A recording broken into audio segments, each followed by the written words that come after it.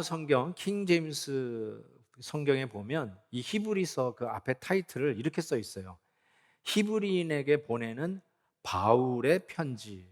어, 그래서 킹 제임스는 이 히브리서가 바울이 저자라고 가정을 하고 이렇게 타이틀을 붙였는데, 실질적으로 초기 사본을 좀 보니까 히브리서를 바울이 썼다라고 하는 증거는 하나도 없습니다.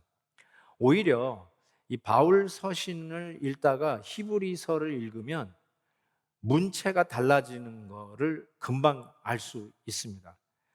우리 각 사람이 쓰는 문체가 있듯이 히브리서를 보면 거기서도 이게 사도 바울의 글이구나라는 것을 금방 알아야 되는데, 문체가 다릅니다. 그래서 다른 사람이 썼을 것이라고 이야기하면서 많은 학자들이 여러 이론이 있습니다. 뭐 바나바가 썼다, 아볼로가 썼다, 클레멘트가 썼다, 뭐 여러 이론이 있는데, 오리겐 교부가 얘기한 것처럼 하나님만 아신다. 정말 누가 썼는지 잘 모릅니다. 오히려 더 중요한 것은 누구를 위해서 썼는가. 이 히브리서를 받아보는 첫 수신자가 누구였을까? 이게 좀 더 히브리서의 내용을 푸는데 중요한 관건이 된다고 생각합니다. 히브리서 13장에 보면은 디모데 이야기를 하고 있어요. 그래서 디모데가 풀려나면 디모데와 함께 너희를 방문하러 가겠다. 그러니까 이 저자는 디모데와 동시대, 적어도 사도 바울과 동시대의 사람이었다는 걸 알 수 있고요. 그리고 문체는 다르지만 그 다루는 그 신학이 바울의 신학과 일맥상통한 것을 보게 됩니다. 그래서 그 당시에 바울과 디모데가 있었던 그 당시에 있었던 흩어져 있는 유대인 크리스천에게 쓰여진 글이 이 히브리서라고 보는 것이 맞을 것 같습니다. 제가 차트를 하나 준비했는데요. 아마 여러분 홈페이지에서도 이 차트를 다운로드해서 프린아웃을 할 수 있을 것입니다.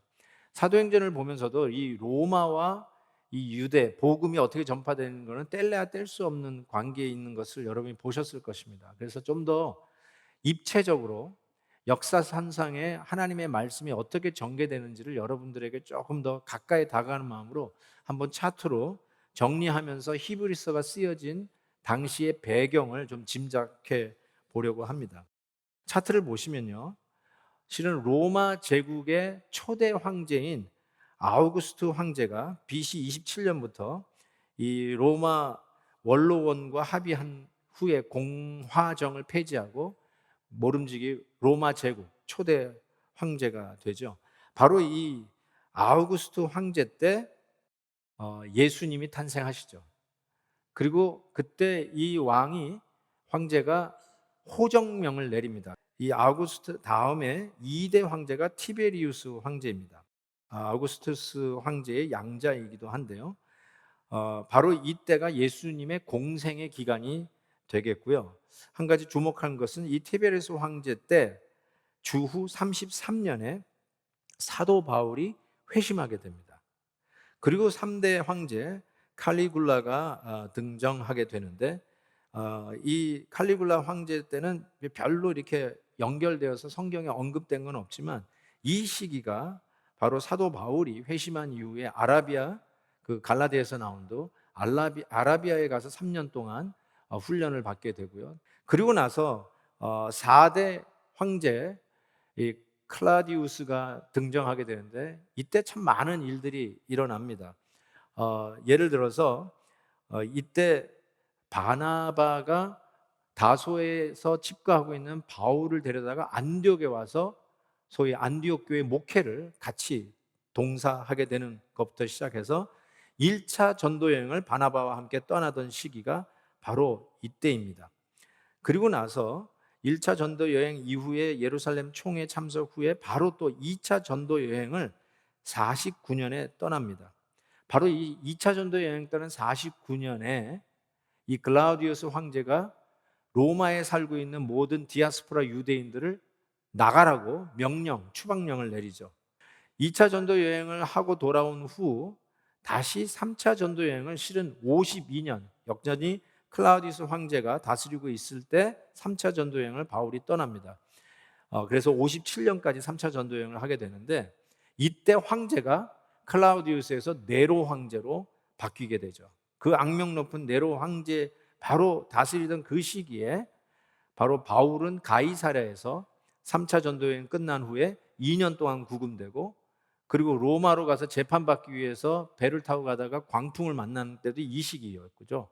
이렇게 해서 사도행전은 끝납니다. 그런데 중요한 사건이 있는데, 바로 64년에 로마 대화재가 일어나는데 65년 그 다음 해에 로마 감옥에서 풀려났다가 다시 잡힌 바울이 바로 이 로마 감옥에서 순교하게 됩니다. 이때는 잡히면 죽습니다.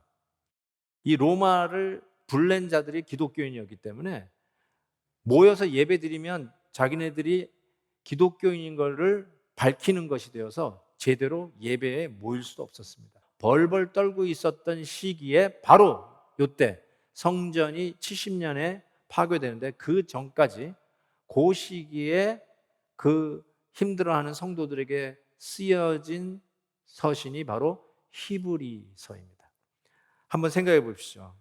그때 사람들이 함께 예배에 모이기도 힘들어했어요. 그럴 때 히브리서 10장에 이런 말 있잖아요. 모이기를 패하는 어떤 사람들의 습관과 같이 하지 말고 오직 권하여 그날이 가까움을 볼수록 더욱 그리하자. 그러니까 어쩌면 우리하고 아주 비슷한 시기예요. 온라인에 제가 적응하지 말라고 지난번에 칼럼에 썼는데, 모이지 않아도 집에서 그냥 TV로 예배 드릴 수 있겠구나, 이렇게 적응하지 말라고 제가 말씀드렸어요. 왜냐하면 혹이라도 모이기를 패하는 이 습관이 우리에게 들까 봐 그런 것이죠. 우린 지금 모이고 싶어도 못 모이는 상태인데, 히브리서를 받아드는 첫 수신자들이 똑같은 상황이었습니다. 거의 더 나아가서 예수를 믿는다고 고백할 때 불이익을 당했습니다. 혼돈 속에 있었습니다. 이게 지금 뭐 하는 것인가? 하나님은 지금 어디 계신가? 하나님은 우리를 사랑하고 계시는 것인가? 고난 중에 성도들은 어떻게 살아야 되는 것인가? 하는 회의와 여러 가지 질문들이 막 일어나고 있는 시기에 이 히브리서 저자가 그들을 향해서 이 히브리서를 보낸 것입니다. 뭐라고 지금 오늘 본문이 시작합니까? 옛적에 선지자를 통하여 여러 부분과 여러 모양으로 우리 조상들에게 말씀하신 하나님이 이 모든 날 마지막에는 아들을 통하여 우리에게 말씀하셨느니라. 사방팔방으로 포위되어 코런틴된 교회를 말씀하시는 하나님 앞에 다시 데려다 놓는 것이 첫 출발이었습니다. 그것이 바로 히브리서입니다. 오늘 우리에게도 보이지 않는 이 코로나로 인해서 재택 행정명령으로 모일 수 없는 우리 교회에 모든 경제 활동이 마비되고 수많은 사람들이 죽음의 숲에서 허덕이고 있는 이 시대, 세계적으로 340만 명 이상이 확진되어 있고 25만 명이 넘는 사망자가 발생한 이 사망의 이 코로나 숲에서 우리는 어떻게 빠져나갈 수 있을 것인가? 바로 히브리서는 이 코로나 숲에서 빠져나오는 로드맵을 제시하면서 가장 먼저 하는 일이 뭐냐면, 옛적에도 그리하셨지만 지금도 아들을 통해서 분명하게 말씀을 하고 계시는 그 하나님 앞에 우리를 다시 세우는 것이 로드맵의 출발점이에요. 어떻게 이 숲을 빠져나가냐고요? 노하우를 찾기 위해서 이리 기웃 저리 기웃하고 이게 제대로 풀릴 수 있을까 두렵고 떨림 속에 있는 우리를 향해서 히브리서는 이렇게 얘기합니다. 오늘도 말씀하고 계시는 하나님 앞에 서라는 것이죠. 오늘도 분명하게 옛적부터 말씀하셨지만 지금은 아들을 통해서 말씀하고 계시는 그 하나님 앞에 서라는 것입니다. 우리가 히브리서를 계속 묵상하겠지만 예수 그리스도의 탁월성을 계속해서 강조하고 비교하면서 예수님이 왜 더 우월한가를 앞으로 계속 얘기할 것입니다. 오늘 말씀 속에서도 예수 그리스도의 계시가 이전 옛날 선지자들을 통해서 전해졌던 부분적이고 반복되는 계시보다 탁월하고 완성적인 면에서 이야기하고 있습니다. 기독교를 우리가 계시의 종교라고 그러잖아요. 기독교는 It's a religion of revelation. 즉 하나님이 보여주지 않으면 우리는 볼 수가 없고 하나님이 가르쳐 주시지 않으면 깨달을 수 없는 게 기독교 아닙니까? 이 계시의 종교인데 뭘 보여줘야 되냐? 바로 기독교는 예수 그리스도를 보여주는 것이 기독교예요. 어떤 의미에서는 과거부터 계속해서 여러 모양 여러 부분 옛날 선지자들이 계속 보여줬던 게 뭐냐면 예수 그리스도를 보여주려고 계속 당신의 종들을 통해서 하나님은 당신의 뜻을 밝히 보여주셨다는 것입니다. 바로 이 모든 것들을 통해서 최종으로 보여주려고 하셨던 것이 예수 그리스도. 모든 계시의 대단원, 하이라이트가 예수 그리스도라는 뜻입니다. 즉 기독교 계시의 최종 결정판은 예수 그리스도입니다. 아멘입니다. 아멘. 그런 의미에서 교회는 예수 그리스도를 정확하게 representation 해야 할 책임이 있습니다. 하나님의 교회는 이 반석 위에 내 교회를 세우리라 하셨던, 그래서 그 말씀대로 세워진 교회는 예수 그리스도를 정확하게 프레젠테이션 하는 것이 그 의무요 책임이라는 것이죠. 그런 의미에서 오늘 히브리서는 예수 그리스도 아들을 통해서 계시된 말씀으로 나오는 그 아들이 누구인가를 정확하게 보여주고 있습니다. 2절 하반절에 보면 그 이 아들을 만유의 상속자로 세우시고 그로 말미암아 모든 세계를 지으셨다라고 선포합니다. 요한복음 1장 말씀이 상기되는 말씀이죠. 요한복음 1장에 보면 태초에 말씀이 계시니라. 이 말씀이 하나님과 함께 계셨으니 이 말씀은 곧 하나님이시라. 그가 태초에 하나님과 함께 계셨고 만물이 그로 말미암아 지은 바 되었으니 지은 것이 하나도 그가 된 것은 없느니라. 아멘입니다. 히브리서 11장 3절, 소위 믿음장에 나중에 가보시면 보겠지만 믿음으로 모든 세계가 하나님의 말씀으로 지어준 줄을 우리가 안다. 누구의 말씀이요? 우리 아들을 통한 예수 그리스도의 말씀으로 이 세상이 지어준 줄 우리가 안다. 빛이 있으라 하며 빛이 있었던 것처럼 말씀으로 지어졌는데 이게 누가 지었냐? 당신의 아들을 통해서 지었고 그로 말미암아 그를 위하여 지음받은 세상을 얘기하고 있어요. 그래서 골로새서 1장에는 그 영광을 주님께 돌리면서 이렇게 얘기하죠. 만물이 그에게서 창조되되 하늘과 땅에서 보이는 것들과 보이지 않는 것들과 혹은 왕권, 주권, 통치자들이나 권세들이나 만물이 다 그로 말미암고 그를 위하여 창조되었다고 선언하고 있습니다. 이 세상 우주 만물이 다 그리스도로 말미암아 예수 그리스도를 위하여 말씀으로 창조되었으니 당연히 예수 그리스도는 누구냐? 만유의 상속자, the heir of all things, the heir of all things. 다 주님의 것이, 이것이 다 아들의 것이라고 이야기하고 있습니다. 우리가 기도할 때 주님, 이 몸도 주님의 것입니다. 내가 가진 재능 다 주님의 것입니다. 내가 가진 재물도 다 주님의 것입니다. 이런 고백을 하는 게 그렇게 어색하지 않아요. 그런 고백 해보셨을 거 아닙니까? 그런데 이런 고백을 해보셨어요? 하나님 거 다 내 겁니다. 이거는 잘 하기가 힘들어요. 하나님, 내 집도 주님의 것입니다. 이거는 할 수 있는데 하나님 거가 내 겁니다. 저 옆집 더 좋은 집인데 그거 하나님 거죠. 그러니까 그것도 내 겁니다. 이거 이렇게 이야기하기가 쉽지가 않습니다. 그렇죠? 그런데 이 이야기를 당당하게 하는 분인데 아들 예수 그리스도예요. 왜요? 그분은 만유의 상속자예요. The heir of all things. 다 아들의 것이에요. 전부가 다 아들의 것이에요.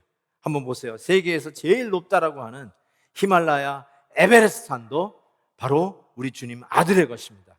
알프스 몽블랑 메터혼, 하늘의 태양과 행성들도, 그리고 밤하늘의 별과 은하수도 우리 주님의 것입니다. 아멘입니다. 저게 다 주님의 것이에요. 아들의 것이에요. 근데 여러분 하나 기억하세요. 아들의 것이기 때문에 저것이 우리 거라는 거예요. 성경은 이렇게 얘기해요. 로마서 8장, 자녀이면 또한 상속자, 곧 하나님의 상속자요, 아들이신 그리스도와 함께한 상속자. 저게 다 아들의 것인데 우리가 예수님과 더불어 공동 상속자. 저것이 다 우리 거래요. 우리가 예수 믿는 자로서 예수님과 더불어 공동 상속자. 그래서 에베소서 3장에서는 이렇게 얘기하고 있어요. 유대인뿐만 아니라 이방인, 저와 여러분도 복음으로 말미암아 그리스도 예수 안에서 함께 상속자가 되고 함께 지체가 되고 함께 약속에 참여한 자 됨이라. 아멘입니다. 아멘. 그 예수님이 아들이 누구냐? 모든 만유의 상속자, 그의 것이고 우리는 그와 더불어 공동 상속자다. 또 그 아들은 누구냐? 이렇게 얘기하고 있어요. 3절에 보시면 이는 하나님의 영광의 광채시다고 그랬어요. 영광의 광채. The radiance of God's glory. 우리 주님은 영광의 광채시라고 했어요. 이 광채, 아파우가스마.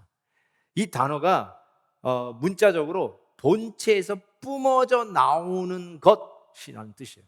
본체에서 뿜어져 나오는 것. 이 태양이 있는데 태양에서, 이 본체에서 뿜어져 나오는 그 빛과 열기, 그걸 태양 본체와 빛과 열기를 우리가 따로 구별할 수 없듯이, 그게 하나이듯이, 마치 아들 예수 그리스도는 하나님과 정확하게 뗄래야 뗄 수 없는 하나, 동등된 분임을 선포하고 계십니다. 그게 the radiance of God's glory, 하나님의 영광의 광채라는 의미입니다. 더 나아가서 아들 예수 그리스도는 누구냐? 본체의 형상이다라고 얘기하고 있어요. 본체의 형상. 이 형상이라고 쓰여지는 이 카락테르라고 하는 이 단어는 여기서만 딱 한 번 쓰여진 단어입니다. 그러니까 성경 어디에서도 이 단어를 쓴 곳이 없어요. 그러니까 다른 데서 쓰여진 예를 통해서 의미가 더욱더 분명해지는데 다른 성경에서 쓰질 않았으니까 성경 밖에 이 헬라 문헌을 통해서 언제 이 카락테르라고 하는 단어가 쓰여졌을까 이렇게 봤는데, 이게 도장 혹은 영어로 보면 exact expression 혹은 imprint, 각인이라고 하는 데서 쓰인 단어였어요. 그러니까 이 imprint of substance, 형상, 본체의 형상. 하나님과 아들은 본체의 형상, 똑같다라는 거예요. exact expression. 원래의 주형과 정확하게 일치하는 아들 예수 그리스도. 그래서 하나님 아버지와 아들 예수 그리스도는 본질상 존재적 영광이 동일하고 일치하는 분이라는 것을 선포하고 있습니다. 이게 좀 딱딱해 느껴지실지 모르지만 이게 얼마나 중요한 메시지인지 몰라요. 하나님 아버지와 아들 예수 그리스도는 동일하시고 영광이, 본체가 하나이시다. The radiance, 정관사 D예요. one of many가 아니에요. 많은 것 중에 하나가 아니라 유일하단 말이에요. The radiance of God's glory, the exact imprint of substance. 아들과 아버지는 하나라는 것을 이야기하면서 예수 그리스도의 탁월성 그리고 유일성을 이야기하고 있어요. 다시요, 탁월성과 유일성입니다. 그런 의미에서 여기가 기독교의 본고장이거든요. 이 그리스도의 유일성을 이야기하는 게 기독교의 출발점이고요, 교회의 교회됨이고 전도의 전도됨이고 선교의 선교됨은 여기서부터 출발하는 것이죠. 바로 그 하나님께서 이 만물을, 하나님과 동일하신 그 아들이, 영광의 광채시여 본체의 형상인 그 아들이 이 만물을 붙들고 계시다고 이야기를 합니다. 만물을 붙들고 계신다. 참 이 말씀도 생각하면 생각할수록 너무나도 가슴 벅찬 말씀입니다. 뭐가 우리를 붙들고 있을까요? 우리 몸이 여기 땅에 붙어 있는 이유가 뭘까요? 우리는 만유 인력 법칙 정도는 압니다. 그렇죠? Law of gravity. 사과나무가 왜 땅으로 밑으로 떨어질까? 만유 인력 법칙. 뉴턴의 그 기가 막힌 발견. 우주에 있는 우주인들이 막 빙빙 돌고 막 그러는데 어디가 위고 어디가 아래입니까? 우리는 그걸 설명할 길이 없어요.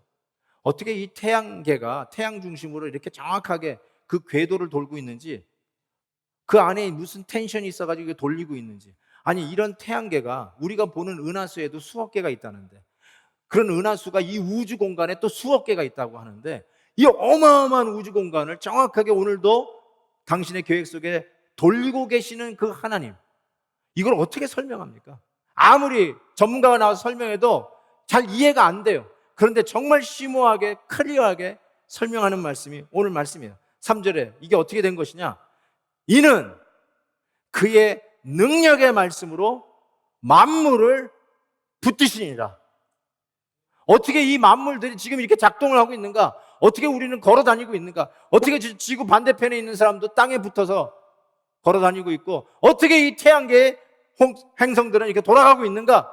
I don't know. 정확하게 설명을 할 수 없지만 가장 심오하고 클리어 컷하게 설명한 거, 그의 능력의 말씀으로 만물을 붙들고 계시다고 그랬어요. He sustains all things by his powerful word.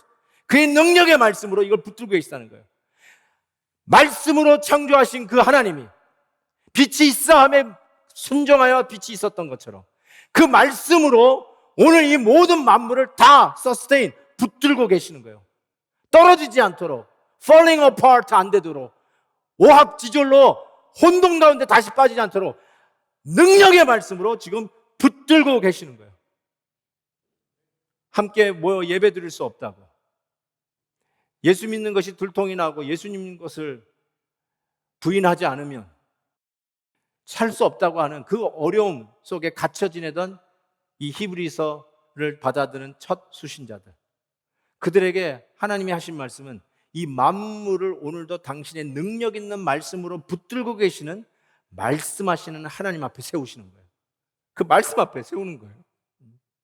이게 인간의 당연히 그냥 말이 아니라 만물을 창조하시고 그 만물이 그로 말미암아 오늘도 우리 눈앞에 있고, 그리고 그것이 오늘도 정확하게 질서 있게 그 자리에 있는 이유도 당신의 능력 있는 말씀으로 sustaining, 붙들고 있는 그 말씀 앞에 우리를 다시 세우는 거죠. 그런 능력의 하나님이 뭘 하신다고 오늘 본문을 설명하시냐면 3절 중반에 보면 그분이 죄를 정결하게 하시는 일을 하십니다.